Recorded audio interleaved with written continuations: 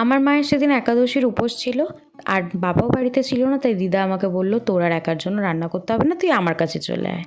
তাই জন্য দিদার কাছে চলে গেছিলাম। দিদার কাছে গিয়ে রান্না করেছিলাম ক্যাপসিকাম দিয়ে চিকেন। তো চলো রেসিপিটা শেয়ার করা যাক। এখানে আমি 6টা বড় বড় সাইজের পেঁয়াজ কুচি করেছি, নিয়ে নিয়েছি একটা বড় সাইজের ক্যাপসিকাম যেটাকে জিরি করে কোচানো আছে, নিয়ে নিয়েছি আলু ভেজে রেখেছি নুন হলুদ দিয়ে, আর মশলাটাকে পেস্ট করে রেখেছি। মশলার মধ্যে রয়েছে আদা, রসুন, টমেটো, লঙ্কা, পেঁয়াজ। এবার তেলের মধ্যে, আলু ভাজা তেলের মধ্যে দিয়ে দিলাম পেঁয়াজ কুচিটা ভালোভাবে লাল লাল হয়ে আসলে দিয়ে দিলাম বেটে রাখা মশলাটা।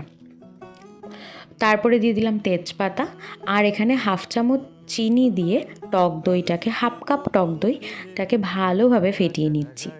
আমি ওখানে 800 গ্রাম চিকেনের জন্য 100 গ্রাম টক দই ইউজ করেছি।